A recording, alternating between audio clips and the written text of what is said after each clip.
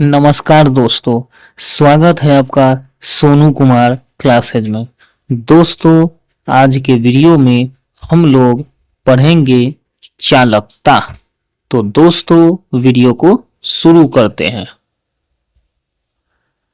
देखिए, पहला प्रश्न है, ओम मीटर मात्रक है।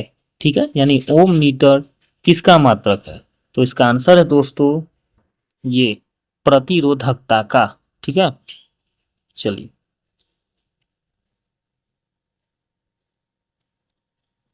इसका व्याख्या देखिए। देखिए, किसी पदार्थ की वैद्युत प्रतिरोधकता यानी कि इलेक्ट्रिकल रेजिस्टिविटी से उस पदार्थ द्वारा विद्युत धारा के प्रवाह का विरोध करने की क्षमता का पता चलता है। ठीक है, किसी पदार्थ की वैद्युत प्रतिरोधकता, ठीक है, से उस पदार्थ द्वारा विद्युत धारा के प्रवाह का विरोध करने की क्षमता का पता चलता है। ठीक है, कम प्रतिरोधकता वाले पदार्थ आसानी से विद्युत आवेश को चलने देते हैं। इसकी एसआई इकाई ओम मीटर, ठीक है। वैद्युत प्रतिरोधकता बराबर दोस्तों होता है सूत्र R into A by L. ठीक है, जहां R का मतलब होता है पदार्थ का विद्युत प्रतिरोध। ठीक है, ओम में एल का मतलब है पदार्थ के टुकड़े की धारा की दिशा में लंबाई। ठीक है, पदार्थ के टुकड़े की धारा की दिशा में लंबाई। ठीक है, मीटर में हो जाएगा।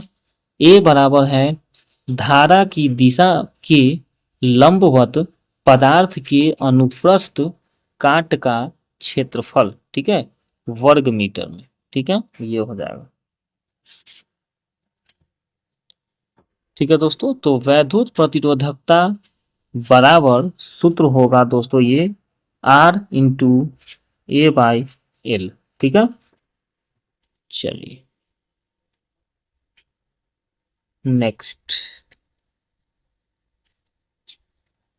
अर्धचालक वे सामग्रियां हैं जिनमें निम्न गुण होते हैं। ठीक है, तो इसका आंसर है दोस्तों विद्युत चालकता धातुओं की चालकता से कम होती है।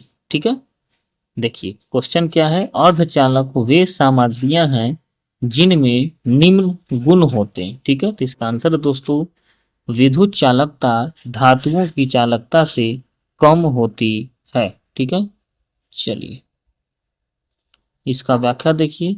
अर्धचालक वे सामग्रियां हैं जिनकी विद्युत चालकता चालकों से कम परंतु अचालकों से अधिक होती है। ठीक है, जैसे कैडमियम, गैलियम, सिलिकॉन, जर्मेनियम, ये सब अर्धचालक। ठीक है दोस्तों, अर्धचालक कौन कौन है? कैडमियम, गैलियम, सिलिकॉन, जर्मेनियम, ये सब अर्धचालक। ठीक है, नेक्स्ट, अतिचालक का लक्षण है। तो इसका आंसर है दोस्तों शून्य पारगम्यता। ठीक है, चलिए इसका व्याख्या देखिए। देखिए, वर्ष 1911 में डच भौतिक विज्ञानी एच के ओनेस, ठीक है, 1853 में उनका जन्म हुआ था और मृत्यु 1926 में हुआ था। ठीक है, ने प्रतिरोध पर ताप के प्रभाव का अध्ययन किया। ठीक है, उन्होंने धातुओं के कुछ नमूनों को कुछ केल्विन ताप तक ठंडा करके उसके विद्युत प्रतिरोध की माप की। ओनेस को यह जानकर आश्चर्य हुआ कि 4.2 केल्विन ताप पर पारे का विद्युत प्रतिरोध शून्य हो जाता है। ठीक है, ओनेस को यह जानकर आश्चर्य हुआ कि 4.2 केल्विन ताप पर पारे का विद्युत प्रतिरोध शून्य हो जाता है। ठीक है, यह पाया गया कि न्यून ताप पर अनेक तत्व और यौगिक भी ऐसा ही व्यवहार दर्शाते हैं। ऐसा व्यवहार करने वाले पदार्थों को अतिचालक कहते हैं। अतिचालक कोई प्रतिरोध प्रस्तुत नहीं करते, इसलिए उनमें ऊर्जा ह्रास के बिना विद्युत धारा प्रवाहित होती है। नेक्स्ट, विद्युत प्रवाहित होते समय ऊर्जा का कोई ह्रास नहीं होता। यही कारण है कि एक स्थान से दूसरे स्थान को विद्युत के संचारण में अतिचालकों का दक्षतापूर्वक उपयोग किया जा सकता है। अतिचालकों का दूसरा अनिवार्य गुण यह है कि वे चुंबकीय बल को अपने सतह पर ही रोक लेते हैं या अपने भीतर प्रवेश नहीं करने देते, अर्थात इनकी चुंबकीय पारगम्यता शून्य होती है। नेक्स्ट प्रश्न, गर्म करने पर एक अर्धचालक का प्रतिरोध क्या होगा? ठीक है, तो इसका आंसर है दोस्तों घटता है। ठीक है, गर्म करने पर एक अर्धचालक का प्रतिरोध क्या होगा?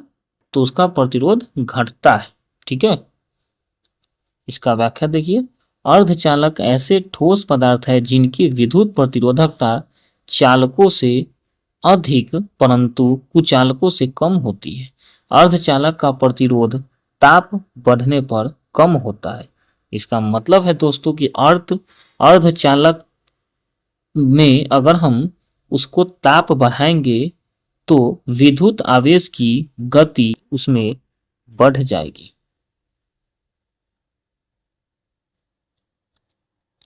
नेक्स्ट, एक सुचालक को दूसरे चार्ज किए गए सुचालक से पास लाकर बिना संपर्क बनाए चार्ज करने की प्रक्रिया क्या कहलाती है? तो इसका आंसर है दोस्तों प्रेरण। व्याख्या देखिए इसका, एक सुचालक को दूसरे चार्ज किए गए सुचालक के पास लाकर बिना संपर्क बनाए चार्ज करने की प्रक्रिया को प्रेरण कहते हैं। ठीक है, एक सुचालक को दूसरे चार्ज किए गए सुचालक के पास लाकर बिना संपर्क बनाए चार्ज करने की प्रक्रिया को प्रेरण कहते हैं। नेक्स्ट, निम्नलिखित में से कौन सा तरल बिजली का कुचालक है? तो इसका आंसर है दोस्तों उपर्युक्त में से कोई नहीं। ठीक है, यानी बिजली का कुचालक कौन है?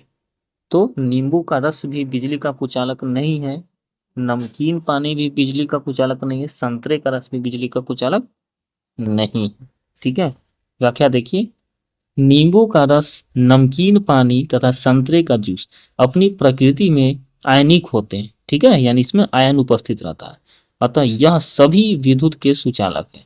इसलिए कोई भी विकल्प सही नहीं है और डी हो जाएगा आंसर इसका।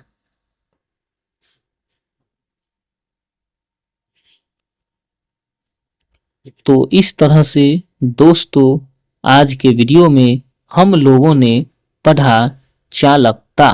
तो दोस्तों मिलते हैं फिर अगले वीडियो में, तब तक के लिए जय हिंद, जय भारत।